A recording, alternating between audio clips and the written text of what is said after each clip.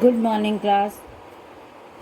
बेटा, हमने लासा की ओर यात्रा वृतांत जो चैप्टर है हमारा सेकंड चैप्टर, इसके लेखक है राहुल सांग्रतायन। ये कंप्लीट कर लिया, रीडिंग हमारी हो चुकी है। मैंने आपको इसके महत्वपूर्ण बिंदु भी लिखवा दिए हैं। आज हम करेंगे इसके क्वेश्चन आंसर। इसके क्वेश्चन आंसर हैं पेज नंबर 29 पे। क्वेश्चन है मतलब मैं आंसर आपको लिखवाती हूँ। तो सबसे पहला क्वेश्चन है, थोंगला के पहले के आखिरी गांव पहुंचने पर भिकमंगे के वेश में होने के बावजूद लेखक को ठहरने के लिए उचित स्थान मिला, जबकि दूसरी यात्रा के समय भद्रवेश भी उन्हें उचित स्थान नहीं दिला सका। क्यों? इस क्वेश्चन में क्या पूछा है कि जब लेखक वहां पहुंचे थे तो हमने पढ़ा था ना कि सब लोगों ने अच्छे से उनको हेल्प करी, और वहाँ पे किसी ने भी ऐसे भिखारी जैसे होने के बावजूद भी बहुत ऐसा किसी ने गंदा व्यवहार नहीं किया, अच्छी जगह पे ठहराया जब उनके मित्र के साथ थे। पर दूसरी बार अच्छे जब लौट रहे थे तो फिर भिखारी के उसमें नहीं थे वेशभूषा में, फिर भी उनको बहुत छोटे से एक गरीब मतलब ऐसे झोपड़े जैसी जगह में रहना पड़ा था। तो ऐसा क्यों था? तो आप क्वेश्चन लिख लो, आंसर लिख लो। पाठ लासा की ओर में लेखक ने अपने ठहरने के स्थान एवं के लिए स्थान एवं आवभगत को लोगों की उस समय की मनोवृत्ति पर निर्भर बताया है। पूर्ण विराम। मतलब इस आंसर का मतलब है, लेखक का कहना था कि जब मैं भिखारी के वेश में भी था, लेकिन लोग उस समय अच्छा सोच रहे थे। अच्छे जैसे शाम के समय वो लोग ड्रिंक वगैरह करते हैं तो फिर उनको होश हवास नहीं रहता कि किसके साथ कैसा व्यवहार करना, क्या करना, कौन है क्या है। ऐसा सब लेखक कि जैसा उस समय की परिस्थिति और जैसा उनका विचार चलते हो लोगों के, वैसे ही वो व्यवहार करते थे। सेकंड क्वेश्चन है, उस समय के तिब्बत में हथियार का कानून न रहने के कारण यात्रियों को किस प्रकार का भय बना रहता था? लेखक के अनुसार उस समय तिब्बत में हथियार का कानून नहीं होने से जान का खतरा बना रहता था। किसी के भी पास बंदूक या पिस्तौल हो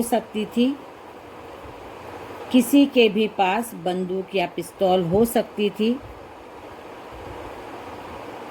यात्रियों को हमेशा डर का सामना करना पड़ता था।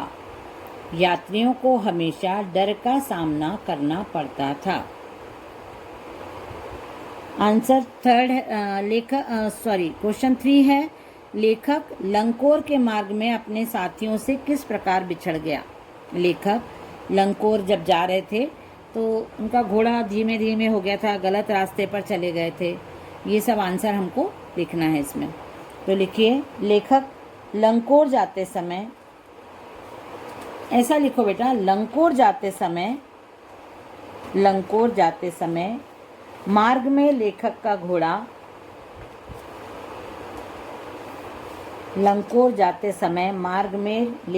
घोड़ा धीरे धीरे चल रहा था एवं कुछ समय के बाद गलत मार्ग पर चले जाने के कारण लेखक अपने साथियों से बिछड़ गए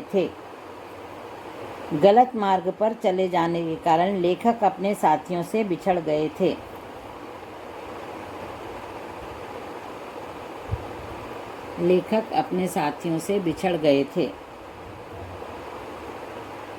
क्वेश्चन 4 है, लेखक ने शेखर विहार में सुमति को उनके यजमानों के पास जाने से रोका, परंतु दूसरी बार रोकने का प्रयास क्यों नहीं किया? पहली बार तो उन्होंने बोला कि मत जाओ, और जिस गांव में हम रुकेंगे वहीं पे आप यजमानों से मिल लेना, वहीं पे गंडे बांध देना। और दूसरी बार बोला कि हाँ चले जाओ, लेकिन वो दोपहर में ही वापस आ गए थे।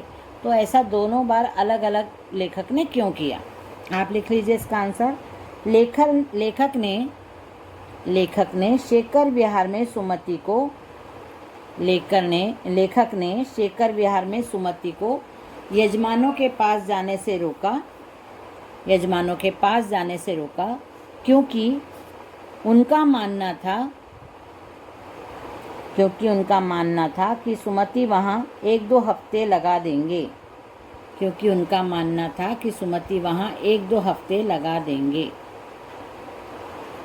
किंतु दूसरी बार लेखक ने सुमति को जाने से नहीं रोका।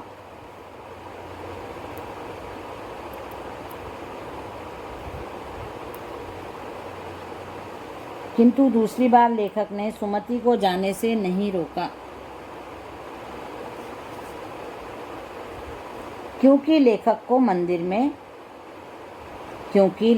मंदिर में बहुत अच्छी पोथियां पढ़ने को मिल गई थी। पूर्ण विराम। वहाँ लेखक को इंटरेस्ट आया कि वो पोथियां पढ़ते रहेंगे। इतनी सारी 15 पोथियां थीं 15 केजी की पोथियां थी, 103 पोथियां थी। तो उनको पढ़ने में इंटरेस्ट था, इसलिए उन्होंने सोचा कि ये चले जाएंगे तो मैं अच्छे आराम से पढ़ सकता हूँ मंदिर में। इसलिए उन्होंने सुमति को जाने की परमिशन दे दी। क्वेश्चन नंबर 5 है, अपनी यात्रा के दौरान लेखक को किन कठिनाइयों का सामना करना पड़ा था?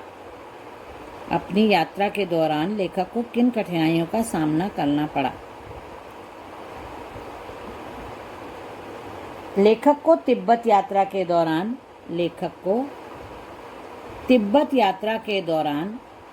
अनेक कठिनाइयों का सामना करना पड़ा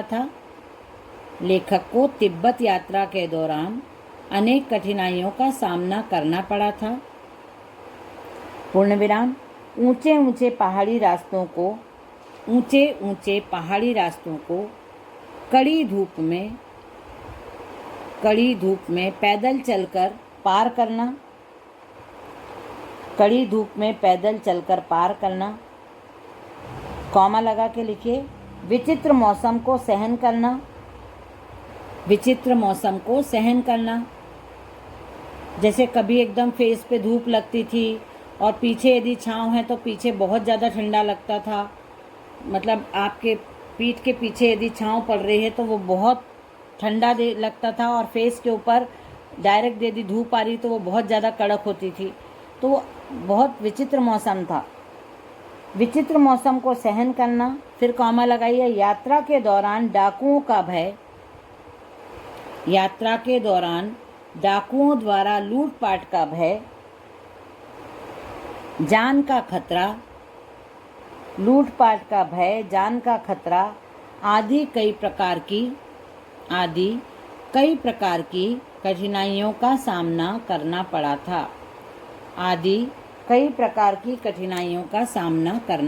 था।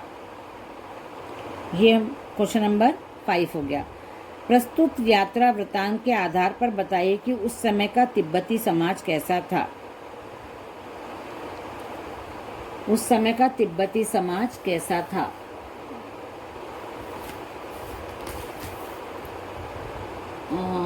इसको मैं कल लिखवा दूंगी आप लोगों को, तिब्बती समाज। और मैं अब पुस्तकों के भीतर था नीचे दिए विकल्पों में से कौन सा इस वाक्य का अर्थ बतलाता है?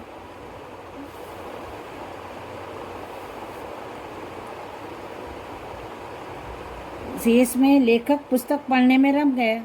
पुस्तकों के भीतर था मतलब पुस्तकों में गुम हो गए थे वो।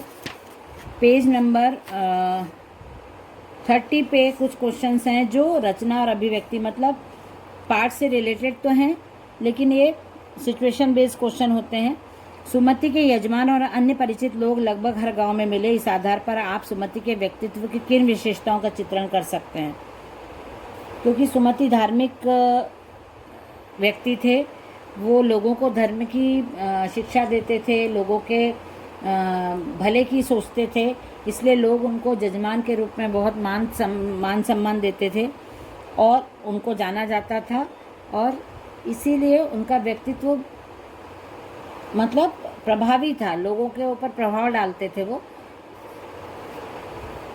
हालांकि उस वक्त मेरा भेष ऐसा नहीं था कि उन्हें कुछ भी ख्याल करना चाहिए था। उक्त कथन के अनुसार हमारे आचार व्यवहार के तरीके वेशभूषा के आधार पर तय होते हैं। आपकी समझ में उचित है अथवा अनुचित, विचार व्यक्त करें।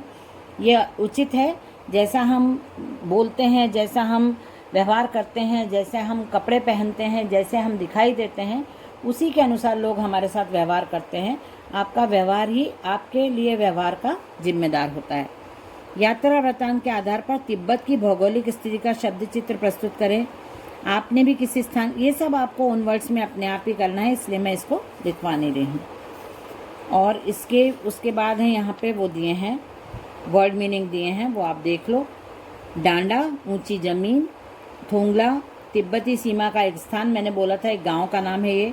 भीटे, टीले के आकार का सा ऊंचा स्थान। कंडे, गाय भैंस के गोबर से बने उपले जो ईंधन के काम में आते हैं। ईंधन मतलब जो ये गोबर से उपले जो बनाए जाते हैं, उनको सुखाया जाता है, फिर उनको जला के खाना वाना बनाने के लिए काम में लिया जाता है।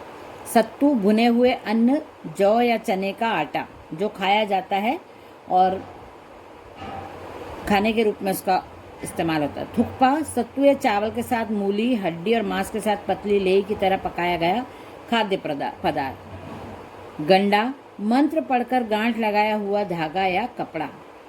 मैंने बोला था ना, मंत्र पढ़कर गांठ, धागा या कपड़ा।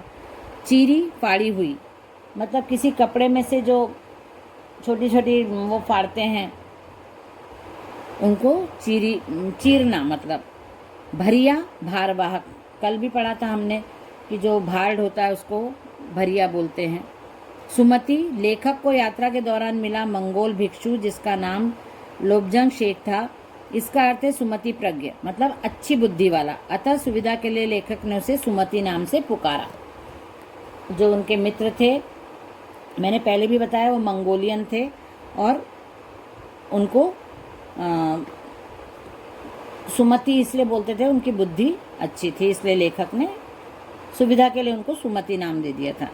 दोनों चिट, पुल से नदी पार करते समय जो मजिस्ट्रेट के हाथ से लिखी हुई जो परमिशन रहती है उसको दोनों चिट। डॉन क्विक्सोटो, स्पेनिश उपन्यासकार 17वीं शताब्दी के,